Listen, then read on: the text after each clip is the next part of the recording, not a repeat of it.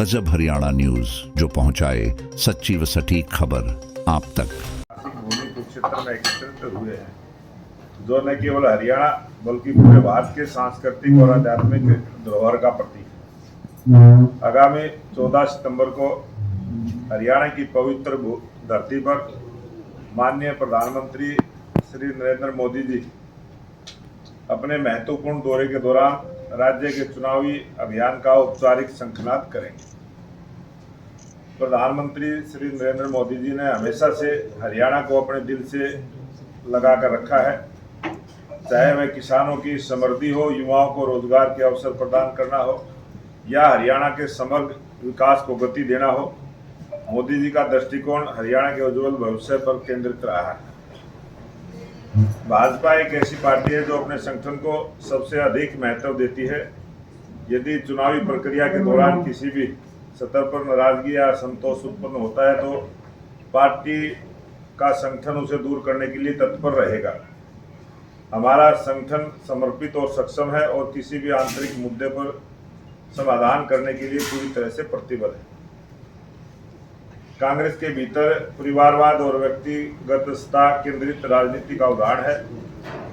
हुड्डा द्वारा कर्ण सिंह दलाल का नामांकन पार्टी टिकट के बिना भरवाना यह इंगित करता है कि वे कांग्रेस के भीतर अपने प्रभाव और वर्चस्व को स्थापित करने के लिए किसी भी हद तक जा सकते हैं। आज जो आपसे संवाद करने के लिए मैं आया, क्योंकि ये विधानसभा 2024 का चुनाव और भारतीय जनता पार्टी ने जिस प्रकार से अपनी सूची जारी की है और उसमें हमने एक ईमानदार, जिताऊ और टिकाऊ प्रत्याशियों को मैदान में उतारा है, वहीं कांग्रेस पार्टी ने ऐसे दागदार लोगों को चुनावी मैदान में उतारा है जो जेल में है या जेल में जाने की तैयारी में। आज जिस प्रकार की सूची हमारी जारी हुई है उससे लगता है कि स्पष्ट बहुमत की सरकार भारतीय जनता पार्टी की तीसरी बार हरियाणा प्रदेश में बनेगी और इस चुनावी शंखनाद के लिए हमारे देश के लोकप्रिय प्रधानमंत्री नरेंद्र मोदी जी 14 तारीख को इसकी शुरुआत करेंगे और समय 2 बजे दोपहर का रहेगा। पेवा से क्या आपकी पार्टी संगठन को बड़ा महत्व देती है? आपकी पार्टी तो उनको महत्व देती है जो एक दिन पहले बीजेपी में शामिल होते हैं, उनको टिकट देती है। और बात की हो कि भी साथ साथ में कंवलजीत अजराना को आप लोगों ने टिकट दिया, फिर उन्हें लौटाना पड़ा। क्या आप सर्वे की बात करते हैं कि बार बार हम सर्वे करवाएंगे उसके बाद टिकट देंगे? अगर सर्वे में जीता होगा कंवलजीत अजराना तो आप लौटाने की क्या बात आ गई? ये पार्टी जब भी उम्मीदवार तय करती है पूरे जमीनी स्तर से प्रत्येक विधानसभा से रायशुमारी करती है और उसके बाद बहुत सारे सर्वे भी करके जनता की ओपिनियन लेती है। हमारी पार्टी एक पारदर्शी ढंग से लोकतंत्र को मजबूत करने वाली पार्टी है, लोकतंत्र में विश्वास रखने वाली पार्टी है। लोकतंत्र में ज़्यादा से ज़्यादा लोगों की भागीदारी हो और जनता की सेवा करने का जो भाव रखता हो, इस प्रकार के उम्मीदवार हमने दिए। और कंवलजीत अजराना जी ने खुद से, आपने प्रेस में भी देखा हो, तो उन्होंने अपने टिकट को छोड़ा है और उसकी जगह हमने एक अच्छे उम्मीदवार को मैदान में उतारा है। सर, आपने कहा कि अभी टिकाऊ जिताऊ उम्मीदवार पार्टी ने उतारे हैं, तो क्या वो टिकाऊ जिताऊ और ईमानदार उम्मीदवार नहीं? सर्वे में सब थे, उन्होंने अपनी मर्जी से एक उम्मीदवार ने जो छोड़ा है। अगर यही काम कांग्रेस पार्टी का हो तो ऐसा कभी नहीं होता और कोई कारण रहा होगा, कोई बात रही होगी, उन्होंने खुद से अपने आप को छोड़ा। 10 साल से आप सत्ता में हैं और 10 साल सत्ता में रहने के बाद आप विश्व की सबसे बड़ी पार्टी का दावा करते हैं, लेकिन ऐसे क्या कारण है कि आपको दूसरी पार्टियों से प्रत्याशी बनाने पड़ रहे हैं? लोकतंत्र के अंदर वोट देने का सबका अधिकार है और लोकतंत्र में वोट अमीर की भी उतना ही काम करती है, गरीब की उतना ही काम करती है। हर धर्म के आदमी का, देश में कोई भी वोटर है, सबकी वोट बराबर है, सबका वोट का अधिकार है और जब कोई पार्टी में आता है तो वो पार्टी का हो जाता है। सर, पेवा में इस बार कंवलजीत अजराना का विरोध इसलिए हुआ था कि वहाँ के लोगों का ये कहना था कि हमें लोकल उम्मीदवार चाहिए, बाहरी स्वीकार नहीं होगा। डीडी शर्मा 2014 से वहाँ लड़े थे, अब 2024 में उतारा गया, वो लोकल नहीं है वहाँ पे, तो क्या वहाँ विरोध वैसा नहीं होगा उनका? डीडी शर्मा ने पहले भी चुनाव लड़ा है और वो कुरुक्षेत्र के ही हैं, कोई बाहर के तो है। सर, कुरुक्षेत्र वो में परिवार के अजराना साथ- अजराना तो कुरुक्षेत्र का ही था। वो देखो अजराना का जो आपने बात, उन्होंने खुद से छोड़ा, कोई पार्टी नहीं छुड़वाया, खुद से अपनी इच्छा जाहिर की।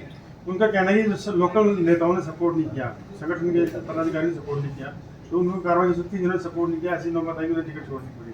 उन्होंने मीडिया में साफ कहा कि लोकल जो वहाँ के स्थानीय नेता थे बीजेपी के, उन्होंने भी सपोर्ट नहीं की, इसलिए टिकट के दावेदार थे, उन्होंने विरोध किया। भारतीय जनता पार्टी के सभी कार्यकर्ता सभी के लिए काम करते हैं, लेकिन उन्होंने कहा है जो भी मैंने सुना भी नहीं है, और जो उन्होंने कहा है वो ठीक है। तो प्रधानमंत्री यहाँ पर रैली जिला स्तरीय रैली, एक मिनट यार। ये गगन जी, रैली ये रैली हमने जो क्लस्टर बनाए हैं, उस क्लस्टर में जो 23 विधानसभा है, 23 विधानसभा होगी, मैं आपको सूची दूंगा जिन विधानसभा के कार्यकर्ताओं को यहाँ रैली में निमंत्रित करेंगे। जिस तरीके से 14 तारीख को प्रधानमंत्री आ रहे हैं, तो इसके अलावा भी प्रदेश के अंदर कोई केंद्रीय मंत्री, हमारी प्रत्येक विधानसभा पर कोई न कोई हमारा केंद्र स्तर का, प्रदेश स्तर का जो हमारे स्टार प्रचारकों की सूची आएगी, उस सूची में से सभी 90 की 90 विधानसभाओं में जन आशीर्वाद रैलियाँ होंगी। और जो हमारे लोकप्रिय प्रधानमंत्री नरेंद्र मोदी जी की भी रैलियों की जो योजना है, उसमें 4 रैलियाँ अभी प्रस्तावित हैं। उनका समय जब आएगा आपको बताएंगे। एक कुरुक्षेत्र है, एक सोनीपत है, एक हिसार है और एक पलवल है। इस प्रकार से स्थान का चयन हुआ है। डेट और समय जब आएगा जब आपको बताएंगे। सर, आज 21 की सूची जारी की गई है, 67 पहले आए थे, 2 रह गए हैं शायद, तो उनकी कब तक अभी जो सीटें बची हैं उन पर भी हमारा राष्ट्रीय नेतृत्व बहुत जल्दी फैसला लेगा। बड़ोली जी, कांग्रेस का आरोप है कि नायब सिंह सैनी के चेहरे पर भारतीय जनता पार्टी इस बार सत्ता की हैट्रिक लगाना चाहती है, लेकिन नायब सिंह सैनी अपनी गृह सीट पर चुनाव नहीं लड़ रहे, वहाँ से लड़ना नहीं चाहते, डर है कहीं वहाँ से आ जाए, और यहाँ से डॉक्टर पवन सैनी को नारायणगढ़ में भेज दिया। हमारे प्रदेश के लोकप्रिय मुख्यमंत्री नायब सिंह सैनी जी ने 90 की 90 विधानसभा सीटों में जहां भी हमारे केंद्रीय नेतृत्व ने निर्णय लिया वो वहीं से चुनाव लड़ेंगे, ये उन्होंने पहले कहा भी था। ये पार्टी का सिस्टम भी है। और नायब सिंह सैनी कुरुक्षेत्र से सांसद रहे और जहां लाडवा वो चुनाव लड़ रहे हैं वो सीट भी उसी में आती थी, कोई ऐसी बात नहीं है। वो जब उपचुनाव लड़ा तो करनाल से लड़ा, क्योंकि करनाल की सीट खाली थी, जहाँ सीट खाली थी वहीं से चुनाव लड़ा। और वो पूरे प्रदेश के अंदर प्रदेश स्तरीय नेता है, वो कहीं से भी किसी भी सीट पर लड़ सकते हैं।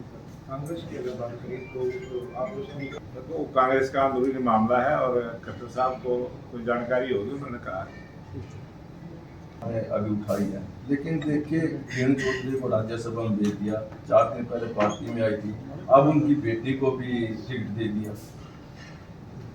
ये हमारे केंद्रीय नेतृत्व का फैसला है और कई जगह कई चीज़ों पर निर्णय ये राजनीतिक निर्णय होते हैं, ये हमारा राष्ट्रीय नेतृत्व जो करता है ठीक है। सर, जिन लोगों ने अजराना का विरोध किया था, अब डीडी शर्मा को उतारा गया, उन लोगों से रायशुमारी की गई है ताकि वो विरोध ना करें। सर, कभी भी किसी का कोई विरोध नहीं हुआ। 3 दिन से सर सड़कों पे विरोध हुआ था, जिसे उतारा गया था, बकायदा सभी मीडिया ने कवर किया था। उन लोगों ने विरोध किया था कमलजीत अजराना का। जिन लोगों ने विरोध किया था उनसे सहमति ली गई है कि हमने अब शर्मा जी को उतारा है, उनका विरोध ना हो। की गारंटी है, उनका विरोध ना, उसकी गारंटी है सर।